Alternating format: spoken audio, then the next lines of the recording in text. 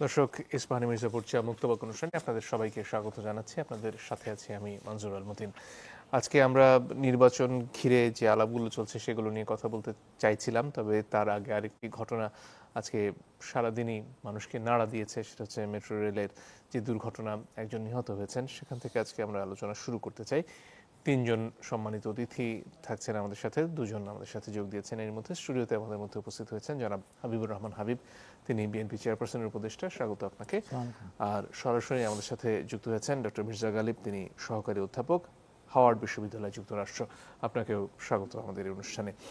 এছাড়া আমাদের সাথে আমাদের সহকর্মী জিনিয়া কবির সূচনা যোগ দিচ্ছেন, তিনি এই দুর্ঘটনা নিয়ে কথা বলবেন একটু পরে। তবে তার আগে তার তৈরি একটা প্রতিবেদন আপনাদেরকে দেখাতে চাই, যে পরিবার তাদের স্বজন হারিয়েছেন তাদের ঘিরে এই প্রতিবেদনটি।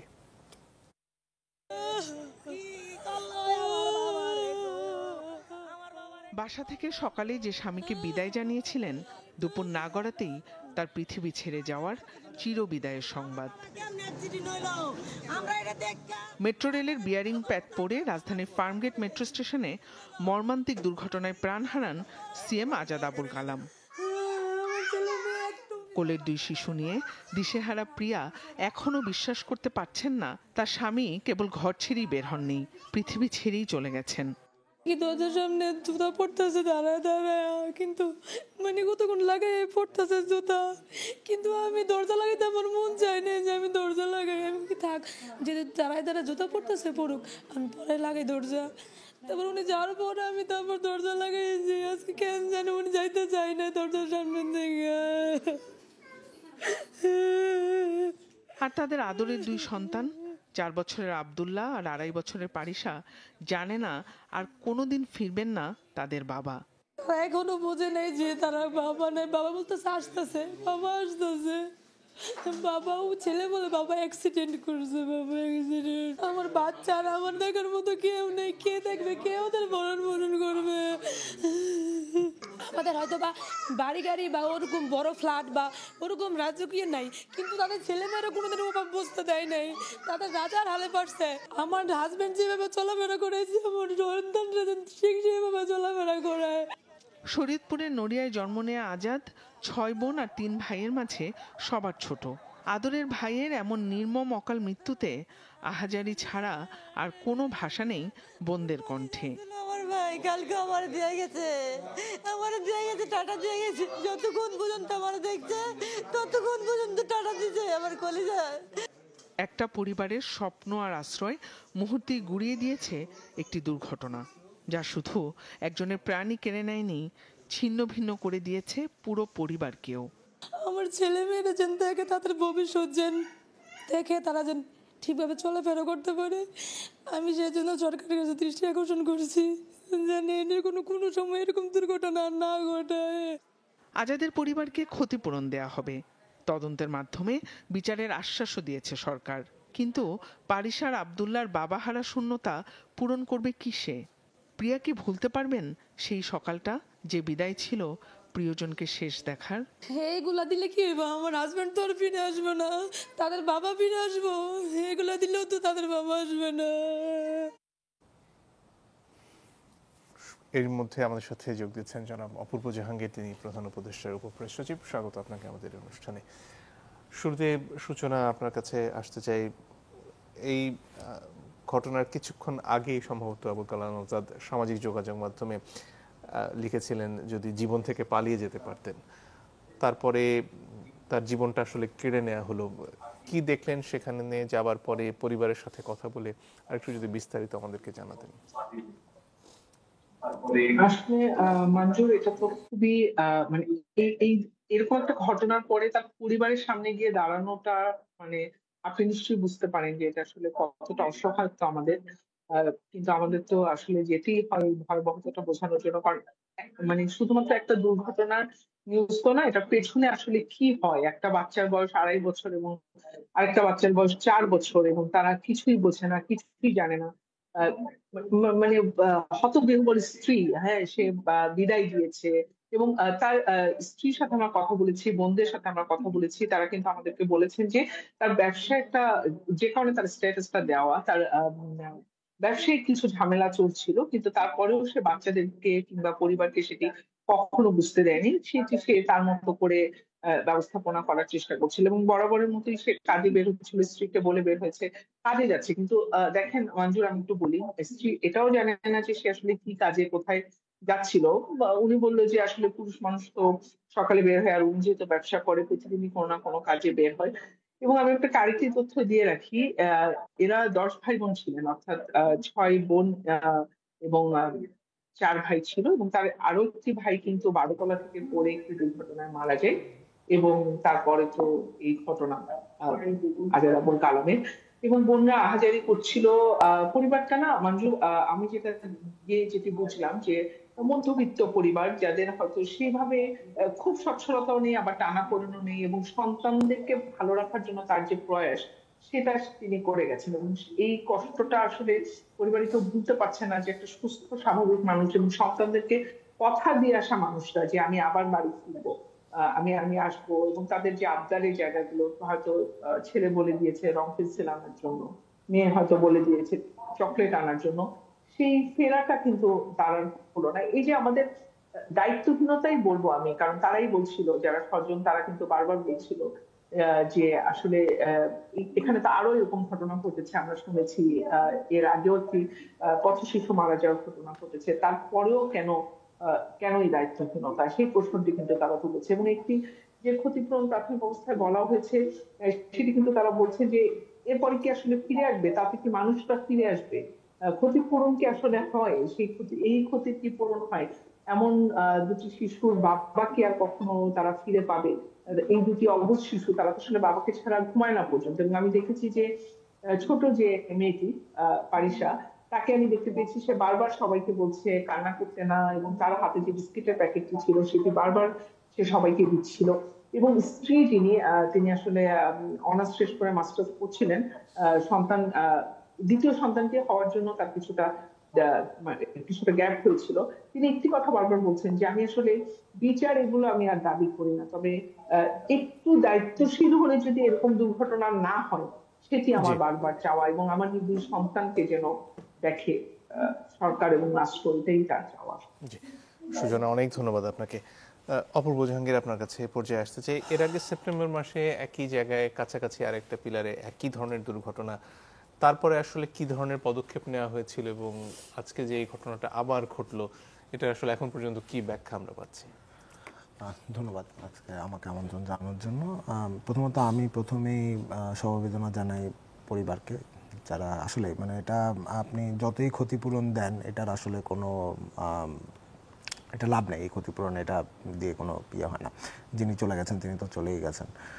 দেখেন, এই ধরনের ঘটনার ক্ষেত্রে কিন্তু অনেক সময় মানে অন্তর্বর্তীকালীন সরকার যখন আসলো তখন কিন্তু প্রচুর পরিমাণ সেফটি মেজার্স নেওয়া হয়েছিল, এবং আমরা এই মেট্রো রেল কীভাবে তৈরি হয়েছে, আমাদের এক্সপ্রেসওয়েগুলো কীভাবে তৈরি হয়েছে, মানে লাস্ট 15 বছরের যে ইনফ্রাস্ট্রাকচার তৈরি হয়েছে সেটা কি করে এই জায়গায় এসছে সেটাও আমরা এত বছর বহুত আলোচনা করেছি। ওইটারই একটা ফলাফল আমি বলবো আমরা আজকে দেখলাম অথবা আগের ঘটনায় দেখলাম। এটা অত্যন্ত দুঃখজনক। আবার এটা এমনও একটা জায়গা যে এখন আপনি বললেই যদি মেট্রো রেল আমরা ভেঙে ফেলি বা এটা ইয়ে করে ফেলি সেটাও হয়তো সম্ভব না। সো আমরা এখন আপাতত প্রাথমিকভাবে হচ্ছে সরকার হয়তো দেখবে যে কিভাবে ইনফ্রাস্ট্রাকচারটা আরও ডেভেলপ করা যায়, আরও সেফটি মেজার্স কীভাবে নেওয়া যায় সেটা। মানে সেপ্টেম্বরের পর থেকে কি এই পদক্ষেপগুলো আমি যতদূর জানি যে কি কি নেওয়া হয়েছে, যেমন এই বারবার কিন্তু টেস্ট করা হচ্ছিল যে কোন কোন জায়গায় ফাটল ধরেছে, কি কি ধরনের আপনার ইয়ে আছে, ল্যাকিংস আছে ইনফ্রাস্ট্রাকচারগুলোতে, সেটা কিন্তু বারবার মন্ত্রণালয় থেকেই পরীক্ষা হচ্ছিল, বারবার নিউজেও আসছিল। এটারই একটা বড় রকমের অ্যাক্সিডেন্ট আমরা আজকে দেখলাম যে ইনফ্রাস্ট্রাকচারটা যেহেতু এগেন মানে এই সময় আসলে এই ধরনের কথা বলাটাও খুব ডিফিকাল্ট, মানে এই লজিস্টিক্যাল আলাপগুলো করা, কিন্তু তারপর আমাকে করতে হচ্ছে যে কিভাবে বানানো হয়েছিল সেটাও আমাদের দেখার বিষয় একটা। এখানে আমি বলবো না যে সরকারের কোনো দায়িত্ব নেই, অবশ্যই সরকারের দায়িত্ব আছে, সরকার সেই দায়িত্ব নেবে, এবং সরকার কোনোভাবেই বলছে না যে এখানে সরকারের কোনো দোষ নেই বা সরকার ইয়ে নেই, সেটার জন্যই তদন্ত কমিটি করা হচ্ছে। কিন্তু আমাদেরকে এটাও বুঝতে হবে যে কীভাবে এই ইনফ্রাস্ট্রাকচারে আমরা এসেছিলাম লাস্ট 15 বছর ধরে। ধন্যবাদ। মির্জা গালিব, আপনার কাছে আসতে চাই এ পর্যায়ে। এই যে গত কিছুদিনেও যে সড়কে দুর্ঘটনা আমরা দেখেছি, এটা তো মেট্রো রেলের ঈদকে কেন্দ্র করে, এর পাশাপাশি অনেকগুলো দুর্ঘটনা এই ছুটির মধ্যেই শুক্র শনিবারই অনেকগুলো জীবন ঝরেছে। আসলে তার আগে আবার ছাত্রছাত্রীদেরও আমরা রাস্তায় নামতে দেখেছি। মানুষের জীবনের নিরাপত্তা বা পথ চলার নিরাপত্তা এটা নিশ্চিত করার জন্য আসলে সামনের দিনগুলোতে কি হতে পারে, রাজনৈতিক দলগুলোর কি ভাবা উচিত? আমাকে ইনভাইট করার জন্য প্রথমে হলো অত্যন্ত বেদনার্থ সিচুয়েশন। আমি এখন দেখতেছিলাম, আমার তো অত্যন্ত খারাপ লাগতেছিল। আমাদের আমাদের সবারই অত্যন্ত কথা। মানুষ জীবনের চাইতে বেশি গুরুত্বপূর্ণ তো কিছু নাই, তাই না? যে মানুষের জীবন হচ্ছে আমাদের top priority, the first one. এবং রাষ্ট্রের একজন নাগরিক যখন আনডিউ প্রসেসে মারা যায়, যেটা আমরা এক্সপেক্ট করি না, যেটা হওয়ার কথা ছিল না, তখন আমার বোধ হয় যে আমাদের প্রত্যেকের তার জায়গা থেকে এটা মানে এটা এটা এমন ভাবে নেওয়া উচিত যে আমার নিজের জীবন স্বাভাবিক নাই, and I need to stop this, I need to solve the problem, এই জায়গা থেকে দেখা উচিত। আমাদের সিস্টেম ডিসফাংশনাল, এটা আমরা জানি যে অনেকগুলো জায়গায় প্রবলেম আসছে। এখন এটাকে আমরা দুইটা ভাবে সমাধান করতে পারি। একটা ভাবে হলো আমি টোটাল সিস্টেমকে একটু একটু করে ডেভেলপ করলাম, এটার জন্য আমাদের সময় লাগবে। কিন্তু আমি যখন দেখলাম যে একটা দুর্ঘটনা ঘটলো, তখন আমার সাথে সাথে এই দুর্ঘটনাটা কেন ঘটলো এবং সেম দুর্ঘটনা যেন দ্বিতীয়বার না ঘটে, সেটার জন্য আমার সকল কাজের চাইতে এটা গুরুত্বপূর্ণ কাজ, এইটা দেখা উচিত। আমার কাছে মনে হয় যে এখানে আমাদের একটা বিশাল ঘাটতি আছে। আপনি খুব স্পষ্টভাবে বলছেন যে গত সেপ্টেম্বরে একটা দুর্ঘটনা ঘটছে, তো তারপরে কি হয়েছে? আমার তো মনে হয় কিছুই হয় নাই। যদি কিছু হয় তাহলে তো আজকের দুর্ঘটনা হওয়ার কথা না। আজকে যে দুর্ঘটনা হলো, আমরা কি এটাকে প্রপারলি রিয়েলি সিরিয়াসলি ডিল করতে চাইতেছি? আমার তো মনে হচ্ছে ডিল করতে চাইতেছি না। যদি আমরা ডিল করতে চাই তাহলে আমার দেখার কথা যে everything is moving in that direction. আমি খুব স্পষ্টভাবে কয়েকটা জিনিস দেখতে চাই এখানে। রাজনৈতিক দলের কাছে পরে আমি দেখতে চাই এখন যারা সরকারে আছে, যারা দায়িত্বে আছে, তাদের কাছ থেকে কি দেখতে চাই? আমি প্রথমে দেখতে চাই যে আপনি টোটাল সিস্টেমকে রিভিউ করবেন, এই দুর্ঘটনা কেন ঘটলো, জাস্ট শর্ট টার্ম। আপনি ধরেন 6 মাসের একটা লম্বা কমিটি করবেন, ওইটা পরে, কিন্তু আমি জাস্ট শর্ট টার্মে দেখতে চাই এটা কেন ঘটলো। সেখানে কোনো ব্যক্তির আপনার নেগলিজেন্সি আছে কিনা, যে দায়িত্বে কেউ ছিল তার নেগলিজেন্ট আচরণ হয়েছে। আর একটা দুর্ঘটনার সম্ভাবনার কি কি কারণ আছে সেগুলোকে আমি বন্ধ করতে পারতেছি কিনা, যেই ব্যক্তি রেসপন্সিবল থাকলে তার শাস্তি হইতেছে কিনা, সে রেসপন্সিবিলিটি নিতেছে কিনা।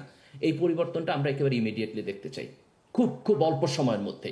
এবং যিনি এখানে সরকারের দিক থেকে রেসপন্সিবল, তিনি যেন এটা পাবলিকলি আমাদেরকে এটা বলেন, নাগরিকদেরকে বলেন যে এই যে দুর্ঘটনা ঘটলো, আমার 1টা 2টা 3টা দুর্ঘটনা ঘটছে, আমরা তার পিছনে 5টা কারণ পাইছি, 5টা কারণের মধ্যে 4টা সলভ করছি, এবং আশা করি আমরা পরের দুর্ঘটনা ঘটবে না। 3জন ব্যক্তি রেসপন্সিবল ছিল, আমরা তাদেরকে এই শাস্তির ব্যবস্থা নিচ্ছি।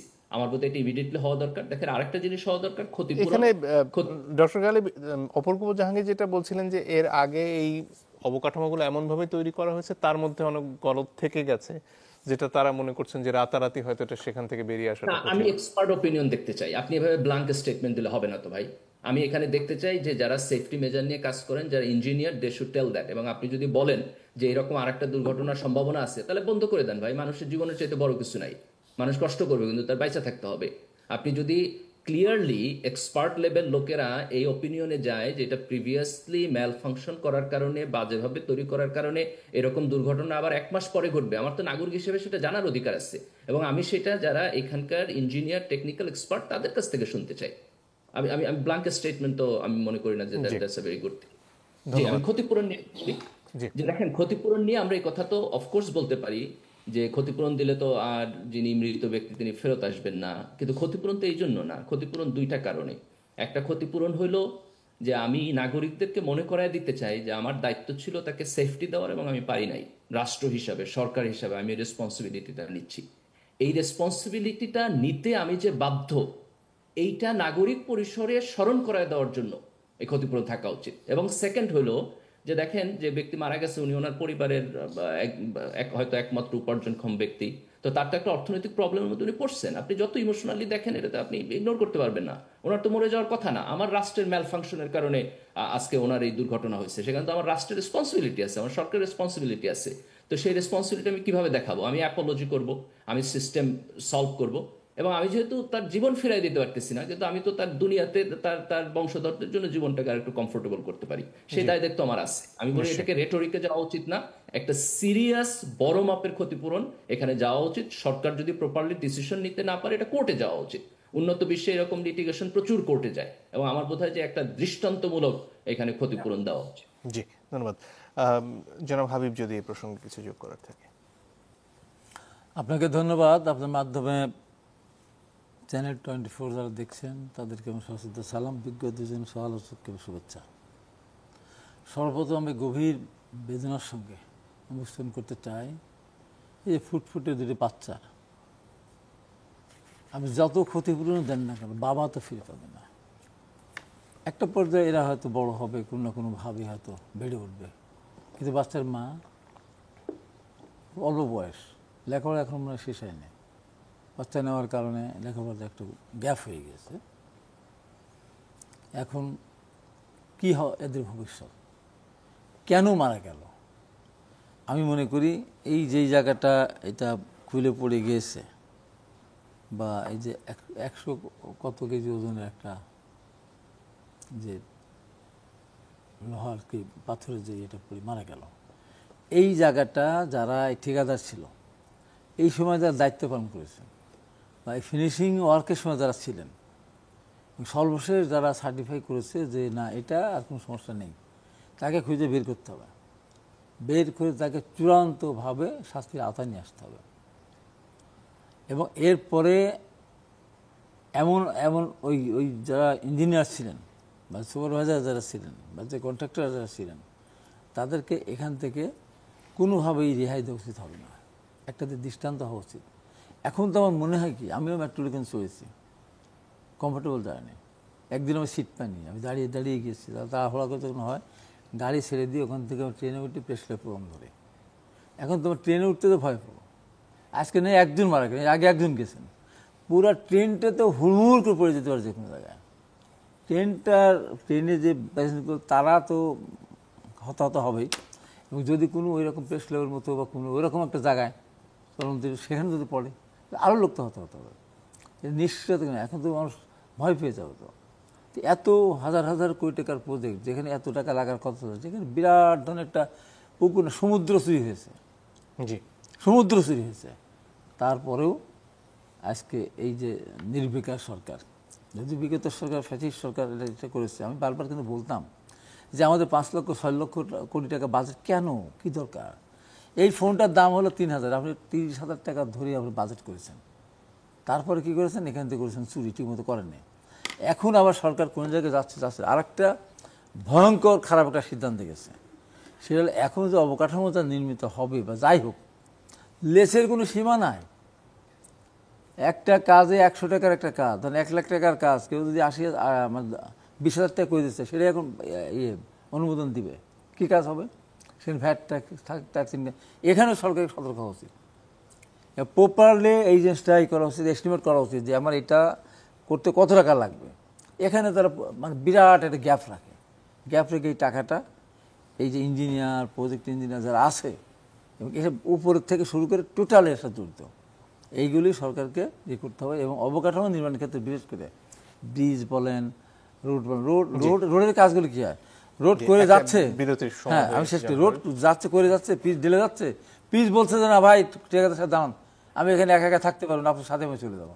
তো এই যে দুর্নীতি প্রত্যেকটা ক্ষেত্রে হচ্ছে, এই জায়গায় আমাদের সতর্ক থাকতে হবে, তা নাহলে আমরা আরও দুর্ঘটনার শিকার হবো। তবে এই জন্য চূড়ান্ত শাস্তির আওতায় নিয়ে আসলে ভবিষ্যতে যেন আর এই কাজগুলি করতে না পারে। আর ওই লেসের সীমা যে এখন উঠিয়ে দিয়েছে, এটা না দিয়ে এস্টিমেট কস্টের 5%-এর উপর নিচে যাওয়া উচিত না বলে মনে করি। অনেক ধন্যবাদ। একটা বিরতির সময় হয়ে গেছে দর্শক, একটু পরে ফিরে আসছি, আশা করি সাথে থাকবেন।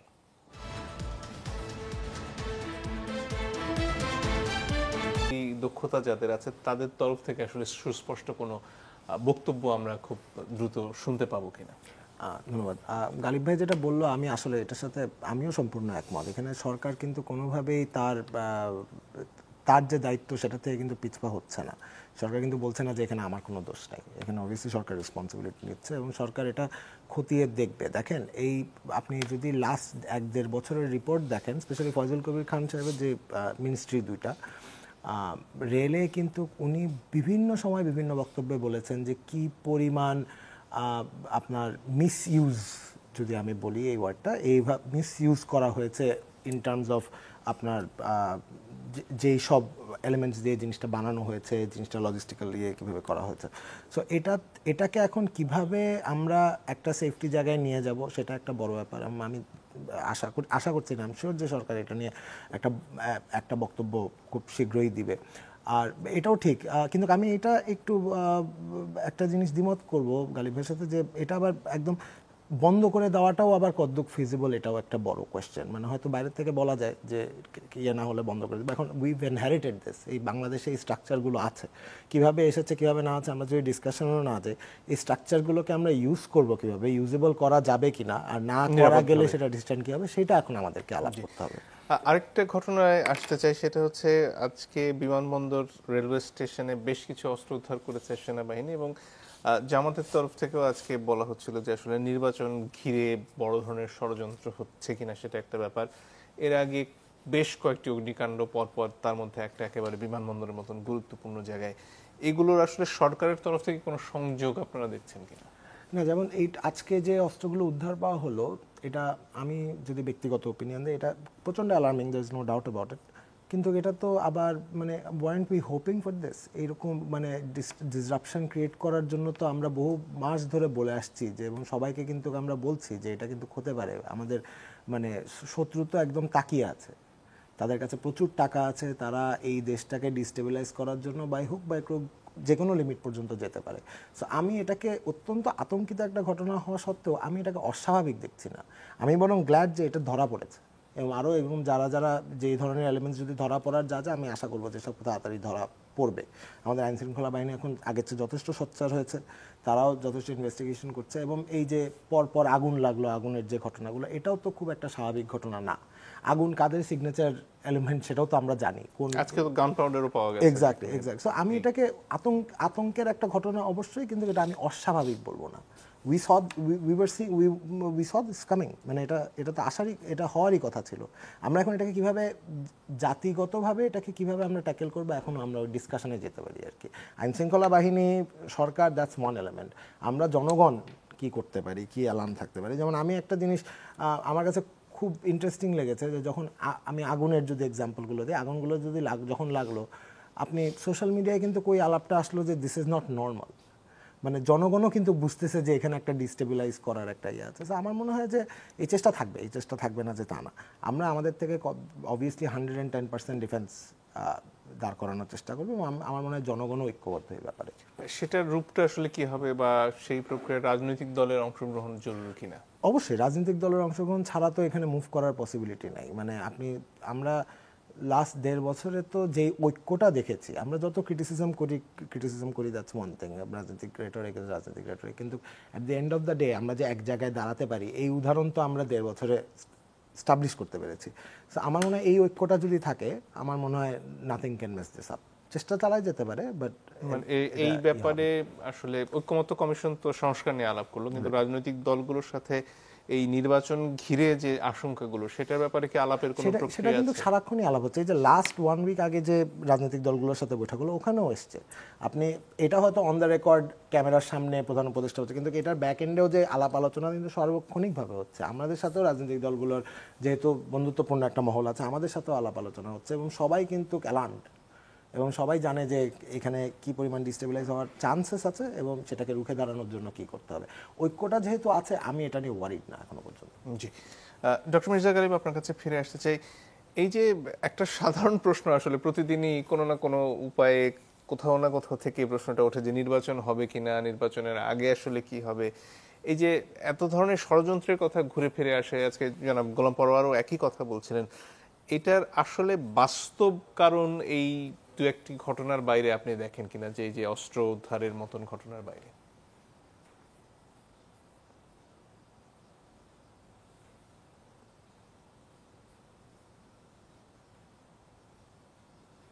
খানিকটা বোধহয় যান্ত্রিক ত্রুটি হচ্ছে, আমরা আশা করছি কিছুক্ষণের মধ্যে আবার যোগাযোগটি পুনঃস্থাপিত হবে। ডক্টর গালিব, কি শুনতে পাচ্ছেন আমার কথা? যোগাযোগের খানিকটা সমস্যা হচ্ছে। আর আরেকটা ডক্টর গালিব, শুরুর কথাটা আমরা শুনতে পাইনি, আবার যদি বলতেন, কারণ যোগাযোগে আচ্ছা সরি, আমি ওই যে বন্ধ করে দেওয়ার যে প্রশ্নটা আসছে ওখানে আমি যেটা বলতে চাই সেটা হলো যে বন্ধ করে দেওয়াটাকে আমি ফার্স্ট মেজারমেন্ট হিসেবে বলি নাই। এটা হচ্ছে আমরা রিস্ক ফ্যাক্টরের এগেনস্টে আমাদের কম্পেয়ার করতে হবে যদি এক্সট্রিম সিচুয়েশন হয়, আদারওয়াইজ তো আমরা অপারেশনালি থাকবো। আর একটা রিকোয়েস্ট আমি অপূর্ব ভাইকে খুব করতে চাই, সেটা হলো আমাদের দেশে তো একটা কালচার হলো যে সবকিছু যখন হাইপ উঠে তখন আমরা কথা বলি, তারপর হারায় যায়। আমি দেখতে চাইবো যে সরকারের সংশ্লিষ্ট উপদেষ্টা এবং একজন সিনিয়র টেকনিক্যাল পার্সন ওনারা এক সপ্তাহ পরে একটা প্রাইমারি ফাইন্ডিংস নিয়ে একটা ওপেন সংবাদ সম্মেলন করবেন, যেখানে এই ঘটনার একটা ফলো আপ ওনারা আমাদেরকে দিবেন, যে কেন ঘটছে বলে ওনারা মনে করেন, টেকনিক্যাল রিপোর্ট, এবং এইখান থেকে ওনারা বের হয়ে যাওয়ার জন্য কি কি ইমিডিয়েট স্টেপ নিতেছেন। তো এটা যদি আমরা নাগরিক পরিসরে দেখতে পাই এবং এটাকে যদি আমরা আলাপ আলোচনায় আনতে পারি, তাহলে আমরা একটা প্রফেশনালিজম দেখব। তো আমি আপনার থ্রুতে গভর্নমেন্টকে এই রিকোয়েস্টটা করব যে আমরা যেন এটা দেখতে পাই। সেকেন্ড, আমি একটু যাই যে কোশ্চেনে, যে দেখেন নির্বাচন হবে কিনা, এটা নিয়ে রাজনৈতিক দলগুলো তো অনেকদিন গণতন্ত্রের মধ্যে নাই, তাই না? প্রায় 15-16 বছর, গত 3টা ইলেকশন ঠিকঠাক মতো হয় নাই। তো সেখান থেকে আইসা হঠাৎ করে ট্রাস্ট করা যে নির্বাচন ঠিকঠাক মতো আবার হবে, এটা একটু সাইকোলজিক্যালি চিন্তা করা ওনাদের জন্য কষ্টকর। সেকেন্ড হলো যে সর্বশেষ ধরেন বিএনপি এবং জামাত যখন জোট গভর্নমেন্ট ছিল, তারা একটা 1-11-এর মধ্য দিয়ে গেছে, যেখানে আমরা একটা মিলিটারি ব্যাকড গভর্নমেন্ট দেখছি। সেখানে একটা ষড়যন্ত্র ছিল, বিএনপির টপ নেতৃত্ব দেশে থাকতে পারে নাই, তারেক রহমান তো 1-11-এর সময় দেশ ছেড়ে চলে যেতে হয়েছে ওনার। তো সেই কারণে আরেকটা শঙ্কা সাইকোলজিক্যালি আমি মনে করি যে রাজনৈতিক দল এবং পর্যবেক্ষকদের মধ্যে থাকে, যে আবার বুঝি নির্বাচন নিয়ে একটা ষড়যন্ত্র হইতেছে। তো এই দুইটা কনটেক্সটের বাইরে প্র্যাকটিক্যালি যদি আমি দেখি, তাহলে একটা জায়গাতে আমাদের একটা শঙ্কা আমি দেখি, সেটা হলো যে ধরেন নির্বাচন যদি ফেব্রুয়ারিতে হয়, তাহলে তার আগের যে প্রিপারেশনগুলো, যে নির্বাচন কমিশন খুব অ্যাক্টিভলি কাজ করতেছে, আইন শৃঙ্খলা পরিস্থিতি ভালো আছে, তফসিল কবে দিবে এটা নিয়ে আলাপ আলোচনা হইতেছে, সেই জায়গাটা আমরা একটু উইকনেস দেখি। যেমন ধরেন জুলাই সনদ আলাপ আলোচনা হয়েছে, সিগনেচার হয়েছে, কিভাবে বাস্তবায়ন হবে এটা নিয়ে এখন এগ্রিমেন্ট হয় নাই, রাজনৈতিক দলগুলো একজন আরেকজনের সাথে একটা ডিসএগ্রিমেন্টের মধ্যে আছে। তো এই যে পুরো জিনিসটা শেষ হইতেছে না এবং আমরা একটা নির্বাচনী ফেজ কমপ্লিটলি শুরু করতেছি না, নির্বাচন কমিশনকে এখনো ডিসঅর্গানাইজড বলে মনে হইতেছে, আইন শৃঙ্খলা পরিস্থিতিকেও কিছুটা ডিসঅর্গানাইজড বলে মনে হইতেছে। এই কারণে নির্বাচন নিয়ে আমার বোধ হয় যে কিছুটা প্রশ্ন ওঠে। আর কিছু হলো রাজনৈতিক দলগুলো একজন আরেকজনের ব্যাপারে কথা বলে, এগুলো আপনার হাইপার বলি, সবসময় রাজনৈতিক দলগুলো বলবে, এগুলোর এত সিরিয়াসলি নেওয়ার কিছু নাই। এর পাশাপাশি রাজনৈতিক দলগুলোর মধ্যে এই মুহূর্তে যে মতপার্থক্য, বিশেষ করে জুলাই সনদ আসলে কতটুকু বাধ্যকর হবে পরবর্তী সংসদের উপর, সেটা নিয়ে যে তফাৎগুলো এখন পর্যন্ত থেকে গেছে, বিশেষ করে এনসিপির সাথে বাকি দলগুলোর, সেটাকে আপনি আসলে কিভাবে দেখেন? এই তফাৎটা আসলে কমিয়ে আনা সম্ভব কিনা? এক্স্যাক্টলি, এটাকে আমি দুইটা জায়গা থেকে প্রবলেমেটিক বলে মনে করি। একটা জায়গা তো ধরেন কনফ্লিক্টটা থাকলে পরে সবাই মিলে আপনি নির্বাচনে যাইতে পারবেন না এবং নির্বাচনের ব্যাপারে সবাই একমত হবে না, কেউ হয়তো বলে বসবে ওকে এটা না হইলে নির্বাচন কেন হবে। তো এখানে একটা কনফ্লিক্টের জায়গা আছে। আর একটা কনফ্লিক্টের জায়গা হলো যে আগস্টের গণ অভ্যুত্থানের পরে আমরা কিন্তু সবাই মোরাললেস নাগরিক পরিসরে আমরা চাইছি যে আমাদের সরকার এবং রাষ্ট্র ব্যবস্থার একটা কোয়ালিটিগত পরিবর্তন হোক, এবং এই পরিবর্তনটার জন্য ঐক্যমত কমিশনের আলাপ আলোচনা।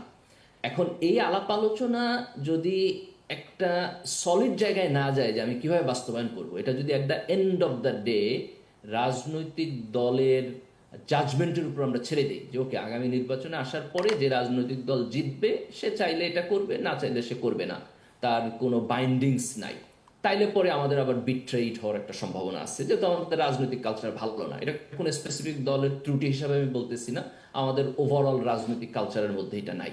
তো সেই জায়গাতে আমরা যদি সনদ বাস্তবায়নের একটা পদ্ধতির ব্যাপারে একমত হতে পারি, যেটা ধরেন এখন আলোচনা হইতেছে যে প্রেসিডেন্সিয়াল অর্ডার দিয়ে এটা হবে অথবা একটা গণভোটের মধ্য দিয়ে হবে, এই জায়গাটাতে একটা ঐক্যমত হইলে এই লুপ হোলটা বন্ধ হয়।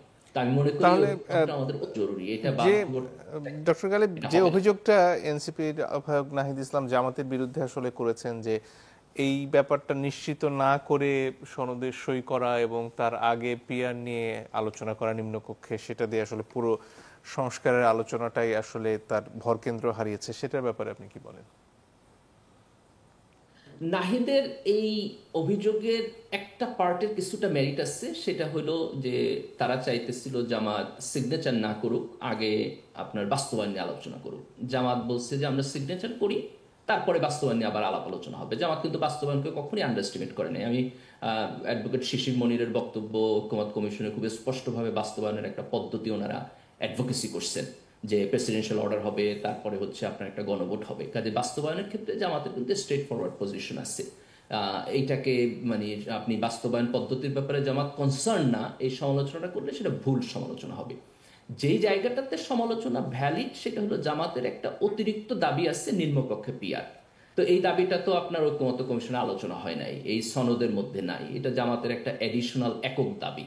তো এই দাবিটা যদি জামাত খুব বেশি সামনে নিয়ে আসে এবং এক ধরনের আন্দোলন বা প্রেশারের চিন্তা করে, তাহলে এটাকে আমাদের সমালোচনা করতে হবে। তাহলে আমরা যেই আপনার যেই টাইম লাইনে আমরা আগাচ্ছি সেখানে এটা একটা ডিস্টারবেন্স হিসেবে বিবেচনা হতে পারে। আমি ব্যক্তিগতভাবে মনে করি আমাদের নিম্নকক্ষে পিআর এর প্রশ্নটা এই জন্য বাদ দেওয়া উচিত। কিন্তু নাহিদ তার আলোচনায় একটা প্রচন্ড অসত্য কথা বলছে, সেটা হলো সে বলছে যে জামাত কখনোই সংস্কার চায় নাই, এই সংস্কার নিয়ে কখনোই সে পজিটিভলি আলোচনা করে নাই। আমি মনে করি এটা অত্যন্ত মিথ্যা কথা। তার কারণ হলো আপনি যদি ঐক্যমত্য কমিশনের এখনকার ফাইনাল রেজলিউশনে যান, তাহলে আপনি দেখবেন যে মোরাললেস জামাতের নোট অফ ডিসেন্ট নাই, যে জায়গাটাতে তারা এগ্রি করছে অধিকাংশ জায়গায় নোট অফ ডিসেন্ট নাই। এই ক্রেডিটটুকু জামাতকে দেওয়া উচিত। ধন্যবাদ। জনাব হাবিব, আপনার কাছে ফিরে আসতে চাই। আপনার মধ্যে নির্বাচন নিয়ে শঙ্কা কাজ করে কিনা, মাঠের বাস্তবতা আপনি কি দেখছেন, এবং সেখানে যে সমীকরণটা ঘুরে ফিরে আসে যে আওয়ামী লীগের ভোট আসলে কারা ঘরে টানতে পারবেন, সেটার ব্যাপারে আপনার কি মনে হয়? প্রথম শেষের উত্তরটা দিই। জি। আওয়ামী লীগের ভোট টানার ক্ষেত্রে বিভিন্ন এলাকায় প্রার্থীদের সাথে সম্পর্ক কেমন, বা প্রার্থীরা সেই এলাকায় আওয়ামী লীগের উপরে কতখানি নির্যাতন করেছে, এটা কিন্তু একটা হিসাব নিকাশের মধ্যে আসবে। নির্যাতন মানে যারা আওয়ামী লীগের সময় যারা দুষ্টমি করেছে তাদের বিরুদ্ধে হয়তো সাধারণ কর্মীদের উপরে, সাধারণ মানুষের উপরে যদি কোনো নির্যাতন না করে, তাহলে ভোট দিতে গেলে তারা সেই প্রার্থীকে, যে প্রার্থীকে পছন্দ করে সেই প্রার্থীকে তারা দেবে। এখানে জামাত বিনিময়ের কোনো কথা নেই। আর জামাত আওয়ামী লীগের ভোট পাওয়ার জন্য তারা সেই আওয়ামী লীগের সেই ব্যক্তি দুষ্টু হোক আর ভালো হোক, ওরা কিচ্ছু দেখছে না, না দেখে তাদের বাড়িতে বাড়িতে গিয়ে বলে আসছে ঠিক আছে আমরা আসি, আমরা তোমাদের পাশে আসি।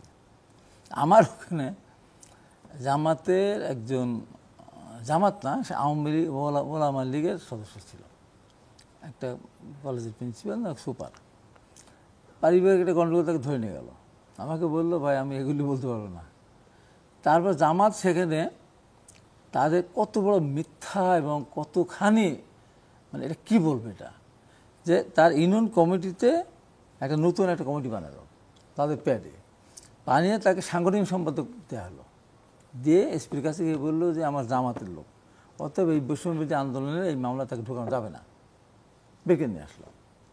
আমি পরের দিন প্রমাণ হাজির করলাম, সে আওয়ামী ওলামা লীগের সদস্য এবং একটা পদে, এবং সে যেখানেই ছিল আগে পারিবারিক গণ্ডগোল, তখন তার হাজিরা খাতেও তার সিগনেচার আছে, পরে করে নিয়েছে। তো যে কোনোদিনও জামাত করে নাই তাকে জামাতে 3 নম্বর সদস্য। তারপরে আমি ওর মূল কমিটি দেখি সেখানে নামই নেই, সেখানে নামই নেই। এইরকম মিথ্যাচার করে আমি আমার এলাকাও দেখছি। আওয়ামী লীগের যে কোনো পর্যায়ের একে সে ভালো না খারাপ এটা দেখে নাই, তার দলে যোগদান করাচ্ছে, আশা তো করতে যে আমরা তোমাদের পাশে আছি। এই হলো জামাতের পলিসি। এবং জামাত চিন্তা করেন মন্দিরে গিয়ে সেখানে তারা কীর্তন না কি সরি গীতা পাঠ করতেছে, সেখানে গিয়ে নমনম করতেছে, সেখানে গিয়ে রোজার পূজায় এই পিটা রফি, কোনো সমস্যা নেই। এই যে মানে ভোট নেওয়ার জন্য জামাত এমন কিছু কাজ নেই যেটা করতে তারা দ্বিধাবোধ করবে, এবং সবচেয়ে বড় ইবলিসের সাথে যদি তাদের সম্পর্ক করতে তাও তারা করবে। এবং দেখেন কিন্তু ক্ষেত্র বিশেষে তো আওয়ামী লীগের অনেকে বিএনপিতেও যোগদান করেছেন অন্যান্য জায়গায়। না, আওয়ামী লীগের লোক বিএনপিতে যোগদান খুব কম করেছে, করলে জামাতে বেশি করেছে। যদি করে নিচের লেভেলের কিছু হয়তো লোক করতে পারে, ওইভাবে না, এমনি তারা চলাফেরা করতে না। এরা দেখেন এরা মানে এত নিচে নেমেছে শুধু ভোটের জন্য, আপনি কল্পনাও করতে পারেন না। এখানে এদের কোনো নীতি আদর্শ বলে কোনো কিছু নেই। তাদের যে কোনো মূল্যে ক্ষমতায় যেতে হবে, যে কোনো জিততে হবে। সেখানে তারা এই যে বাড়ি বাড়ি যাচ্ছে, মেয়েদের কাছে যাচ্ছে, অনেক সময় শুনি না ছোটো কোরআন শরীফ নিয়ে যায়, নিয়ে গিয়ে বলে বেশ দিয়ে দাঁড়িয়ে ভোট দিলে, আর ওপরই তো বলতেছে, ওপেন তারা বলছে কি, যদি জামাত এবং চরমনের দল না করে সে কাফের। দাঁড়িপাল্লায় ভোট দিলে 18 কোটি মানুষের নামাজ পড়লে যে সওয়াব হবে তার সমপরিমাণ সওয়াব হবে, এবং বিএনপিকে ভোট দিলে তারা জান্নাতি হবে না, বেঁচে যাবে না। এই যে সমস্ত কথাবার্তা বাংলাদেশ হবে জান্নাত বেচা কেনার, এটাই দাঁড়াচ্ছে যে জান্নাত আসলে বেচা কেনার হলো সবগুলো দলই নির্বাচনমুখী। এরকম করে না তো, আমাকে বিএনপি বলবো যে তোমরা আমাকে ভোট দিলে তোমার জান্নাতের কাছাকাছি নিয়ে যাবো, আমরা জান্নাতের কথা বলবো না, তারা সরাসরি জান্নাত দিয়ে দিচ্ছে।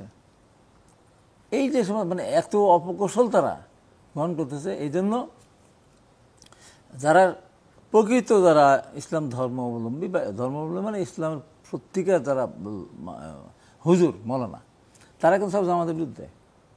জামাত ইসলামিক দল না, আজ কিন্তু তার প্রমাণও করতে ওরা ইসলামের লেবাস পরে যত ধরনের দুষ্টমি করা তারা এখানে করে। তারা কোনো বলতে পারে পূজা মানে কি বলতে পারে মুদ্রা এপিটার উপি, রোজার পূজা একই জিনিস, মানে এপি টুপি।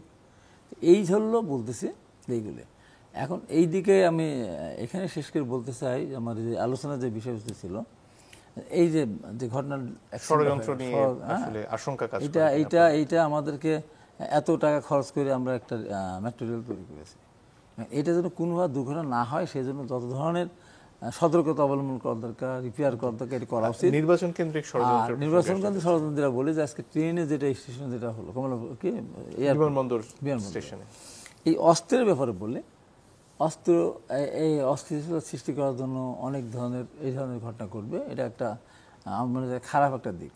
এবং এখানে প্রকাশ্যে যেমন আমাদের ওর নাম হলো ডাক্তার মাসুদ, প্রকাশ্যে বক্তৃতা দিয়ে বললেন আগে যে আমাদের শেরেবাংলা হলে যত অস্ত্র আছে এই অস্ত্র দিয়ে রাজশাহী শহরকে আমরা 7 দিন এই করে রাখতে পারবো। এর প্রকাশ্য তো কোনো অস্ত্র উদ্ধার হচ্ছে না।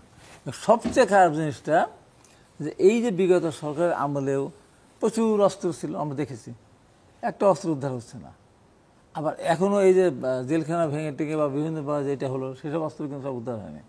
তো এইসব মিলিয়ে নির্বাচনটা যেন সঠিক সময়ে সঠিকভাবে না হয় সে ষড়যন্ত্র আছে। তারপরে আমি বলবো সরকারকে এইটুকু বলবো, স্পষ্ট করে বলতে চাই, এই নির্বাচনটা সুষ্ঠুভাবে ফেব্রুয়ারির প্রথম সপ্তাহ বা দ্বিতীয় সপ্তাহের মধ্যে এই রমজানের আগে করতে পারলে এই সরকার জনগণের কাছে ভালোবাসা পাবে এবং সুন্দর একটা বিদায় তারা নিতে পারবে। যদি নির্বাচন না করে সরকার কিন্তু থাকবে, আমি বলতেছি কেন থাকবে না সেটা বলি। এই সরকারকে পাহারা দিয়ে রেখেছে আমাদের সেনাবাহিনীর কাজ এটা না যে তারা ওই যে গ্রামে গ্রামে যে মশার কামড় খাবে, পাহারা দেবে, কোথায় খাবে, কোথায় তাদের গোসল করবে, কোথায় ঘুমাবে, এই তো দিনের পর দিন যদি এই কাজেই যদি লাগে আমার সেনাবাহিনী, তাহলে আমার সেনাবাহিনী তো দেশ রক্ষার জন্য, সেনাবাহিনী এই কাজের জন্য না, সাময়িক সময়ের জন্য তারা করতে পারে। তো এই যে এটা করে যে জায়গায় নিয়ে যাওয়া হচ্ছে, আমি মনে করি যে ফেব্রুয়ারিতে নির্বাচন হলে সেনাবাহিনী সরকার পাহারা দেবে না। পাহারা না দিলে দেশে একটা ভয়াবহ অস্থিরতা সৃষ্টি হবে। অস্থিরতা সৃষ্টি করার জন্য কোনো জামাত এখানে রেডি। তার এই যে আমার ভাই যে বললেন, গালিব যেটা বললেন, পেয়ার তো আপনার কোনো কিছুই না, কোনো আলোচনার বিষয়বস্তু ছিল না, হঠাৎ করে তারা পেয়ার নিয়ে আসে। এটা কোনো অস্থিতিশীল পরিবেশ সৃষ্টি করা, যেটা মানে একা খুবই আপত্তিকর বিষয়। একটা জিনিস আমি বলে, জামাত তার জন্মের থেকে যতগুলি বার সিদ্ধান্ত নেওয়ার সময় এসেছে, চূড়ান্ত সিদ্ধান্ত সঠিক একবারও নেয়নি। তারা পাকিস্তানের স্বাধীনতার সময় বিরোধিতা করেছে, বাংলাদেশের মুক্তির সময় বিরোধিতা করেছে, 86 সালে যখন নির্বাচন যাওয়ার কথা না জানলে এরশাদের অধীনে তখন আওয়ামী লীগ সাথে গিয়ে নির্বাচন করেছে। 94 সালে এসে বিএনপির থেকে 2টা মহিলা সংসদ সদস্য মানে সংসদ আসন নিয়েছিল, সেখানে গিয়ে আবার তৎপর সরকারের বিরুদ্ধে আন্দোলন করেছে। এখন আবার এসে নির্বাচন যেন না হয় সেই ষড়যন্ত্র, যখন যার কাঁধে এনসিপির কাঁধে উঠেছিল, এখন এনসিপির সাথে একটা আলোচনা হয়েছিল, তারা সনদে স্বাক্ষর করবে না, সকাল পর্যন্ত তার সিদ্ধান্ত, তারা আবার স্বাক্ষর করেছে। মানে এদের মুনাফিকি যত ধরনের আছে সব ধরনের হলো জামাতের মধ্যে এটা বিদ্যমান। ধন্যবাদ। শেষের দিকে ডক্টর গালিব যদি আর কিছু যোগ করার থাকে। আমি হাবিব ভাই তো অনেক সিনিয়র পলিটিশিয়ান, মানে ওনার প্রতি ডিউ রেসপেক্ট, উনি যেভাবে কথা বলছেন এটা খুবই চেরি পিক করা এবং বিভিন্ন জায়গা থেকে নিজের পছন্দসই উদাহরণ নিয়ে এসে একটা রাজনৈতিক পজিশন তৈরি করা। আমি যদি ওনার পয়েন্টে থাকি তাহলে জামাত বোধহয় তার সারা জীবনে একমাত্র রাইট ডিসিশন নিচ্ছে যখন বিএনপির সাথে 4 দলীয় জোটে গেছিল। তখন জামাত পারফেক্টলি ইসলামী রাজনৈতিক দল ছিল, এখন হঠাৎ করে ইসলামী রাজনৈতিক দল নাই। তখন ইমানদার ছিল, এখন হঠাৎ করে মুনাফিক হয়ে গেছে। তো আপনি একটা রাজনৈতিক দলের সাথে একসাথে নির্বাচন করছেন, জোট করছেন, সরকারে গেছেন, আর এখন আপনি তার সবকিছু সমালোচনা করবেন, এটা খুবই পলিটিক্যাল। এবং যে ইনফরমেশনগুলো উনি দিচ্ছেন এগুলো খুব চেরিপিক। যেমন আমি খুব স্পেসিফিকলি উদাহরণ দিতেছি, উনি মাসুদ ভাইয়ের একটা বক্তব্য বলছেন, আমি খালেদ মহিউদ্দিনের সাথে মাসুদ ভাইয়ের একটা ইন্টারভিউ ক্লিপ দেখছি, যে এখানে ওনাকে বলছে যে আপনি এই কথা বলছেন কিনা। উনি বলছে যে আমি এই কথা বলছি যে আমাদের ব্যাপারে অন্যরাই কথা বলে। তো হাবিব ভাই ওই পুরো ইন্টারভিউ কোথাও দেখে নাই, কোথাও একটা ফটো কার্ড হয়তো দেখছে, এটা মাসুদ ভাইয়ের বক্তব্য বলে মনে হয়েছে, ওনার কাছে মনে হয়েছে এটাই না ফিট করলে ওনার ন্যারেটিভ ফিট করে, তো এটার সত্যতা জাজ না করে উনি এটা বলে দিচ্ছেন। বাকি ইনফরমেশনগুলো এরকম। তা আমার বোধ হয় যে রাজনীতিতে এটা খুব ভালো পদ্ধতি না। বিএনপি এবং জামাত দুইটাই আমাদের রাজনীতির জন্য ইম্পর্টেন্ট রাজনৈতিক দল, পলিটিক্যাল ইনস্টিটিউশন। তারা যত বেশি একজন আরেকজনের রেসপেক্ট করবে এবং একটা ভালো রাজনৈতিক কালচারের মধ্যে থাকবে, আমরা তত ওভারঅল পলিটিক্যাল সিচুয়েশনের সামনের দিকে আমরা যাইতে পারবো। তা আমার বোধ হয় যে মানে এইভাবে ন্যারেটিভ তৈরি না করে রাজনৈতিক দলগুলো যদি একজন আরেকজনের সাথে আলাপ আলোচনা করে দেশের স্বার্থকে সামনে রাখে, প্রায়োরিটি সামনে রাখে এবং সামনের দিকে আগায় যায়, সেটা আমাদের জন্য কালেকটিভলি ভালো হবে। জনাব হাবিব যেটা বলছিলেন যে বিভিন্ন ক্ষেত্রে আওয়ামী লীগের সদস্যরা জামাতে যোগদান করছেন বা তাদেরকে জামাত এক ধরনের শেল্টার দিচ্ছে, সেটার ব্যাপারে আপনার কোনো মন্তব্য আছে কিনা? দেখেন, আমার বোধ হয় যে আওয়ামী লীগের যারা সাপোর্টার শ্রেণীর লোক তারা বিভিন্ন জায়গায় বিএনপির সাথেও যাইতেছে, জামাতের কাছেও যাইতেছে। এটা একটা ফেনোমেনা। দুইটা রাজনৈতিক দলকেই সতর্ক থাকতে হবে। যারা ক্রিমিনাল ছিল, যারা হচ্ছে তাদের আগের কাজের জন্য আপনার লায়াবল, তাদের পানিশমেন্ট হইতে হবে, তাদেরকে আপনি রিহ্যাবিলিটেশন করতে পারবেন না। আর এর বাইরে সমর্থক শ্রেণীর যারা আছে, ধরেন আওয়ামী লীগের আগের নির্বাচনে 40-50% ভোট পাইছে, এর মধ্যে হয়তো আপনি 10% ক্রিমিনাল পাবেন, বাকি 30-40% লোক তো আর ক্রিমিনাল না। তাদের সমাজে একটা রিহ্যাবিলিটেশনের ব্যবস্থা দুইটা পার্টিকেই করতে হবে। জি, ধন্যবাদ। জনাব অপূর্ব জাহাঙ্গীর, যদি আর কিছু যোগ করার থাকে। না, আমি জাস্ট হাবিব ভাইয়ের সাথে একটা জিনিস দ্বিমত পোষণ করতে চাই, উইথ অল ডিউ রেসপেক্ট। আমার মনে হয় যে আমি যতবারই টক শোতে আসি সবসময় কোনো না কোনো রাজনৈতিক নেতা এই কথাটা মনে করায় দিতে চায় যে ফেব্রুয়ারিতে ইলেকশন না হলে কিন্তু আমরা আমার মনে হয় যে এইটা ফেব্রুয়ারিতে আমরা অ্যাটলিস্ট প্রফেসর ইউনূসের উপর এইটুকু ভরসা রাখতে পারি যে উনি ফেব্রুয়ারিতে ইলেকশন দিবে। এবং প্রথমত বোধহয় বাংলাদেশের ইতিহাসে এই প্রথম একজন মানুষ যে ক্ষমতা এসে ক্ষমতা ছেড়ে দেওয়ার জন্য হচ্ছে আর কি। নর্মালি বাংলাদেশের ইতিহাসে এই নজিরটা নাই। সো ইলেকশন না হওয়ার কোনো চান্স আমি দেখি না। সো আমার কাছে মনে হয় যে এই কথাটা বারবার যে আমাদের টক শোতে এসে সরকারের কাউকে এই কথাটা মনে করা দেওয়া, এটার আসলে খুব একটা দরকার নেই। আমরা ফেব্রুয়ারিতে ইলেকশন দিচ্ছি এবং ফেব্রুয়ারিতেই এই সরকার বিদায় নেবে। যেটা আশঙ্কা অনেকে করেন যে এর আগে যদি কোনো বড় ধরনের নাশকতা করার সুযোগ তৈরি হয়, সেক্ষেত্রে সরকার সামাল দিতে পারবে। নাশকতা করার চান্সেস অনেক হাই, আমি বলবো হাই না। কিন্তু আমি যে বারবার বললাম যে ঐক্যটা দেখছি, সব আমরা যে ক্রিটিসাইজ করছি, কিন্তু এক জায়গায় কিন্তু বিএনপি, জামাত, এনসিপি সবাইকে আমরা এক হতে দেখি, সেটা হচ্ছে দেশের প্রশ্নে, নির্বাচনের প্রশ্নে। এই ঐক্যতা থাকলে আই এম নট ওয়ারিড।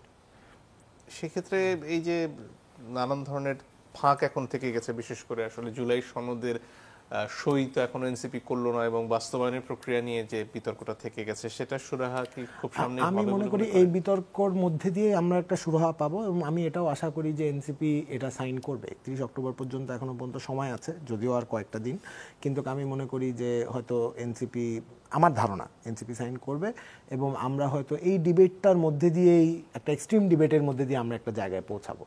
কারণ এই পলিটিক্যাল কনসেনসাস ছাড়া তো এটা অন্তর্বর্তীকালীন সরকার করতে পারবে না। সো প্রফেসর ইউনূস কিন্তু ওই স্পেসটা দিয়েছে সবাইকে, যেখানে সবাই এসে আলাপটা করতে পারে। ঐকমত্য কমিশন আছে, ওনার সাথেও আলাপ হচ্ছে। So I am very much hopeful যে এটা দুইটাই আমরা সলভ করতে পারবো আর কি। জি, ধন্যবাদ। জনাব হাবিব, যদি আর কিছু যোগ করেন। না, আমি সংক্ষেপেই বলতে চাই, আমি আমার ভাইয়ের সাথে একমত যে নির্বাচন উনি দিতে চান। কিছু কিছু মানুষ আছে নির্বাচন না হয়, আমি ওই চেঞ্জে বলেছি, কিন্তু ওনার ভিতরে কোনোই নেই। ডক্টর ইউনূস নির্বাচন দিবেন আমি বিশ্বাস করি, সচেতন যতই হোক না কেন। আর আমার ভাই ডক্টর মির্জা গালিবকে একটু বলবো যে আমার কথাটাকে উনি যেভাবে উত্তর দিয়েছেন সে ব্যাপারে আমি ওনাকেও খুব সুন্দরভাবেই বলতে চাই যে মিথ্যা ন্যারেটিভ কারা তৈরি করে। আমি উদাহরণ, আপনারা দেখেছেন একদিন রাত্রিবেলা হঠাৎ দেখি, আমি তো সকাল দেখি 7 বস্তা টাকা এবং কোটি কোটি টাকা এবং সোনা গহনা সহ এর থেকে সিন্ধুকের ভিতর থেকে বের করতেছে র্যাব, আমাকে দান করে রেখেছে। এটা কারা করেছিল? কাদের আইডি থেকে? জামাতের। এবং হাজার হাজার তারা শেয়ার করেছিল, লাইক দিয়েছিল। এবং আমি সবচেয়ে কিভাবে বুঝলেন যেটা তাদের? বলি, তা আমি ধরেছি তো, তাহলে পরে সে পালাই গেল না। পরে তাকে আমি এলাকা থেকে যখন খুঁজলাম পুলিশ দিয়ে বাড়ি ছাড়া হয়ে গেল সে। এবং এইটার প্রমাণ হলো, অকাট্য প্রমাণ এই 15.5 বছর জামাতের বিরুদ্ধে যখন কোনো রকম ঘটনা অত্যাচার করেছে আওয়ামী লীগ, আমি একমাত্র ব্যক্তি ছিলাম যাদের পক্ষে কথা বলেছি। এমনকি সাইদি সাহেব হত্যা করা হলো, আমি 5 মিনিটের ভিতরে আমি স্ট্যাটাস দিয়েছিলাম এবং আধা ঘন্টার ভিতরে আমি লাইভ প্রোগ্রামে গেছিলাম। সাইদি সাহেবের ছেলে সেও এটাকে শেয়ার করেছিল এবং নিজামী সাহেবের ছেলে। আমি এটাই বলেছিলাম, হাই আল্লাহ, এদের ভিতরে কোনো রকম এতটুকু চিন্তা ভাবনা করলো না যে এত বড় একটা মহা মিথ্যা জিনিসকে তারা এখানে আমার ব্যাপারে তারা হঠাৎ করে তারা শেয়ার দিয়েছিল। এই গেল। এবং আমি একদিনও কোথাও আমি বলিনি যে ভোট সেন্টারে, ভোট কেন্দ্রে ধান শেষে ভোট না দিলে কেউ বাড়ি ফিরে যেতে পারবে না, বলিনি। আমার অহরহ কথা, এটা কথাটা বলে আমি কোথাও কোনোদিন বলিনি যে দাঁড়িপাল্লায় ভোট দিলে হাত পা ভেঙে দেবো। তারা বলে যে আমি নাকি কথা বলেছি। আমি কোনোদিন বলিনি যে দাঁড়িপাল্লায় ভোট দিলে জিব্বা কেটে দেওয়া হবে, কোনোদিন বল না। এই কথাগুলো প্রতিনিয়ত তার আমার বিরুদ্ধে এইটা রটিয়েই যাচ্ছে, প্রতিনিয়তই তারা রটিয়ে যাচ্ছে। আমি তাকে কেউ সেই দলকে মিথ্যাবাদী দল বলবো না। হ্যাঁ, এবং আটঘরিয়াতে পৃথিবী সৃষ্টি হওয়ার পর কোনো জায়গায় 74টা মোটরসাইকেল আমার গুড়িয়ে দিয়েছে পার্টি অফিস থেকে বিনা কারণে। ছোট্ট একটা নির্বাচন, কলেজ নির্বাচনের একটা কেন্দ্রকে, মানে বহির্ভাগ শাসন নির্বাচন কেন্দ্রকে, পৃথিবীর ইতিহাসে ঘটনা ঘটনা। আমার তার 30 লাখ টাকার বেশি লাগছে। আমার অফিসটা ভেঙে দিল, পাশে একটা দোকান ভেঙে দিয়ে আমাদের লোককে আহত করলো, শেষ করি। এবং পরের দিন আমাদের লোকের মামলা দিল। মামলা দেওয়ার পর আমি বলেছিলাম যে আটঘরিয়া জামাত যেহেতু মিথ্যা কথা বলে, যেহেতু আটঘরিয়া জামাত, আটঘরিয়া উল্লেখ করে বলে আটঘরিয়া জামাতের কেউ ইমামতি করতে পারবেন না, মিথ্যাবাদী নামাজ হয় না। আটঘরিয়া জামাত যেহেতু মিথ্যা কথা বলে, সেই মিথ্যাবাদী আজান দিলে সেই আজান শুনে নামাজ পড়ে সহি হবে না, অতএব আটঘরিয়া জামাত আজান দিতে পারবে না। তারা বললো কি, আমি নাকি বলেছি যে বিএনপি ক্ষমতা আসলে সমস্ত মসজিদ বন্ধুকে দেওয়া হবে। প্রতিনিয়ত এটা দেখেন। উনি তো কাট পিসটা করা বললেন, কাট পিস আমরা করি না, কাট পিস ওনারা করেন। আর ডাক্তার মাসুদ বলেছে এটা লোকে বলে, তা না, নিজে বলেছে। অনেক ধন্যবাদ আপনাদের তিনজনকে। দর্শক, আপনাদেরকে ধন্যবাদ জানিয়ে বিদায় নিচ্ছি।